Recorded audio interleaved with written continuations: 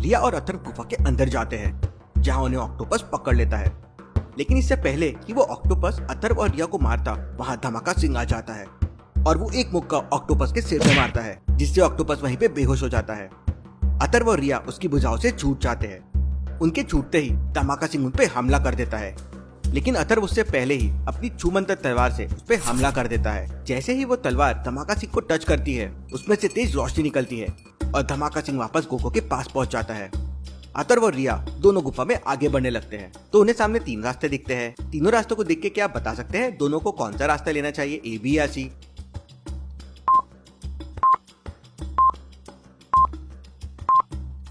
ए में से ना कोई मछली आ रही है ना कोई जा रही है, बी में बस जा रही है, मतलब आगे रास्ता होगा या नहीं कह नहीं सकते। लेकिन सी से देखिए, मछली जा भी रही है और आ भी रही है, मतलब सी रास्ता सही होगा।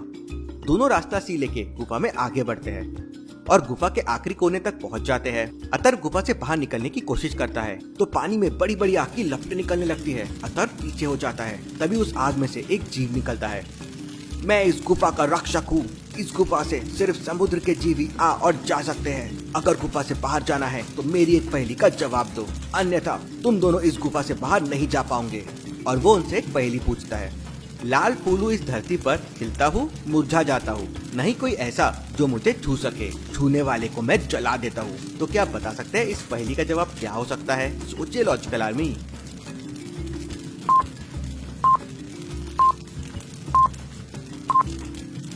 अथर्व तुरंत इसका जवाब दे देता है। इसका जवाब फूल नहीं बल्कि आग है। तो वो जीव कहता है, बिल्कुल सही कहा तुमने, अब तुम बाहर जा सकते हो। अथर्व और रिया फिर गुफा से बाहर आ जाते हैं। गुफा के बाहर बहुत सारी जलपरियां थी और आपस में खेल रही थी। अथर्व रिया से कहता है, बचपन में हम भी ऐसा खेला करते थे। तो रिया हंसने लगती है। अथर्व पास जाकर एक जलपरी से पूछता है, मैं राजकुमार अथर्व हूँ और एक नक्शे के टुकड़े की तलाश में यहाँ आया हूँ, क्या तुम मुझे उसके बारे में कुछ बता सकती हो? तब वह जलपरी अथर्व से कहती है, मैं तुम्हें नक्शे के बारे में कुछ नहीं बता सकती, लेकिन इतना जरूर बता सकती हूँ कि इस नक्शे के बारे में तुम्हें कौन बता सकता है, लेकिन उससे पहले मेरी पहेली का जवाब दो। उसका ऐसे कहते ही सारी जलपरियां एक झुंड बना लेती है और फिर वो जलपरी अपनी पहेली पूछती है। तुम्हारे सामने सारी जलपरियों ने छोटे छोटे झुंड बना लिए हैं, क्या तुम बता सकते हो 5वें झुंड में कितनी जलपरियां होगी? लॉजिकल आर्मी, क्या आप बता सकते हैं पहले, दूसरे, तीसरे और चौथे झुंड को देख के कि 5वें झुंड में कितनी जलपरियां होगी?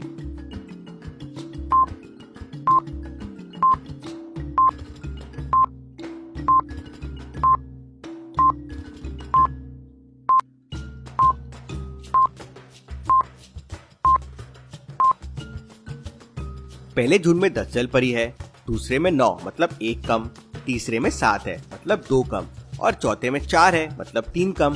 तो 5वें में 4 कम होगी और 4 से 4 कम मतलब 0 जलपरी। अथर्व इसका जवाब दे देता है। तो वो जलपरी अथर्व को समुद्र दुनिया के सबसे पुराने और बूढ़े कछुए अंडुमल के बारे में बताती है। अथर्व और रिया वहाँ से निकल पड़ते हैं और अंडुमल की तलाश में समुद्र के बीचों बीच पहुँच जाते हैं। अंडुमल का घर एक गुफा के अंदर था जो समुद्री दुनिया के बिल्कुल बीचों बीच था। रिया और अथर्व को वो गुफा दिख जाती है और वो समझ जाते हैं कि अंडुमल इसी गुफा में रहता है, क्योंकि गुफा के बाहर 10-10 फीट ऊंचे 2 कछुए पहरा दे रहे थे। अथर्व और रिया उस गुफा के पास पहुंच जाते हैं। तब उनसे एक कछुआ कहता है, कौन हो तुम लोग और कछुए के राजा अंडुमल की गुफा के पास क्या कर रहे हो? तब अथर्व कहता है, मैं आलिस्तान का राजकुमार अथर्व हूँ और कछुए राजा अंडुमल से मिलना चाहता हूँ। तब वो बड़ा कछुआ कहता है, अंदर जाने के लिए तुम्हें हमारी एक पहेली का जवाब देना होगा। और वो उससे एक पहेली पूछता है, रात कटे तो मैं आ जाऊँ, दिन जाए तो मैं चला जाऊँ, हर रोज यहाँ से मैं ढलता हूँ, मैं भी कछुए जैसा चलता हूँ। तो क्या आप बता सकते हैं इस पहेली का जवाब क्या होगा?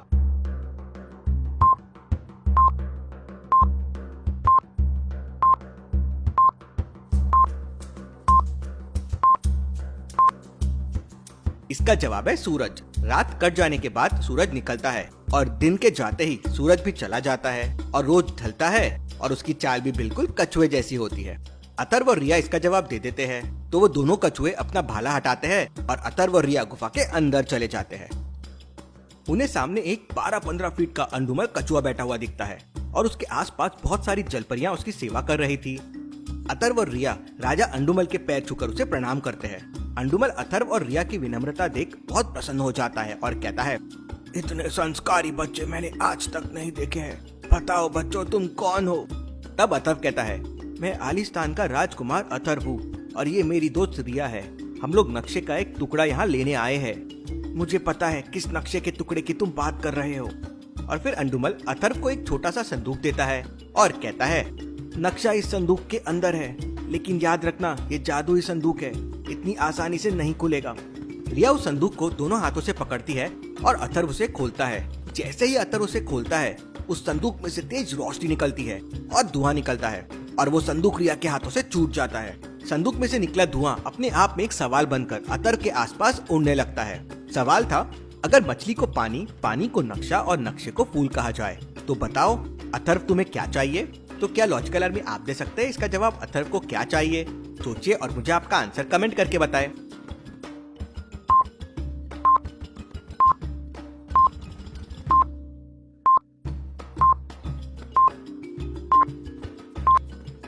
अथर्व को तो नक्शा चाहिए, लेकिन सवाल के अनुसार नक्शे को फूल कहा गया है, इसलिए इसका जवाब फूल होगा। अथर्व इसका जवाब दे देता है और उसे संदूक में से दूसरे नक्शे का टुकड़ा मिल जाता है।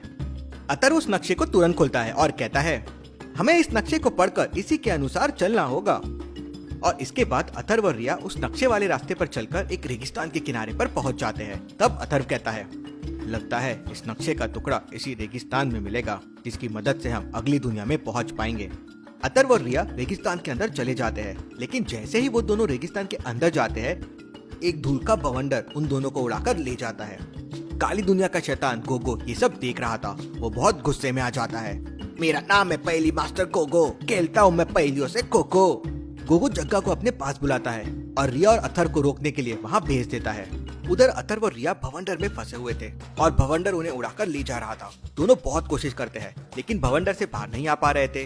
तभी अथर्व अपनी छूमंतर तलवार निकालता है, जिसकी मदद से वो गायब होके भवंडर से बाहर आ सकते हैं। लेकिन रिया अथर्व को रोक लेती है और कहती है, ये नकली भवंडर है, इससे हम आसानी से आजाद हो जाएंगे।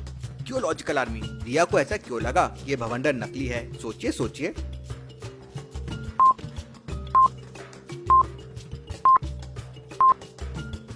ये भवंडर है और इस भवंडर में रिया और अथर्व को छोड़कर कोई भी चीज नहीं है। ना ही कोई पत्ते, ना ही कोई स्टोन्स, ना ही कोई कचरा।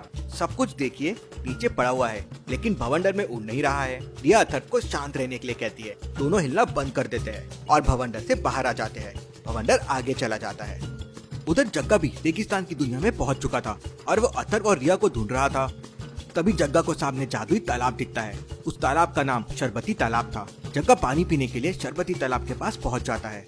तभी शरबती तालाब से आवाज आती है, अगर पीना है मेरे जादुई तालाब का मीठा पानी तो देना होगा मेरे सवाल का जवाब। लेकिन जग्गा शरबती तालाब की बात पर ध्यान नहीं देता और पानी पी लेता है। पानी पीते ही जग्गा उसी शरबती तालाब के अंदर डूब जाता है। थोड़ी देर बाद अथर्व और रिया भी शरबती तालाब के पास पहुंच जाते हैं और जैसे ही वो पानी पीने लगते हैं, शरबती तालाब से आवाज आती है, अगर पीना है मेरे तालाब का मीठा पानी तो देना होगा मेरे सवाल का जवाब। अथर्व और रिया पानी नहीं पीते और रुक जाते हैं और तालाब उनसे एक सवाल पूछता है, मैं हूँ एक ऐसा अक्षर जो हर बार गलत लिखा जाता हूँ, पढ़ने वाले भी मुझे हर बार गलत पढ़ते हैं, बताओ मैं कौन हूँ? तो क्या आप इस सवाल का उत्तर दे सकते हैं लॉजिकल आर्मी? सोचिए सोचिए।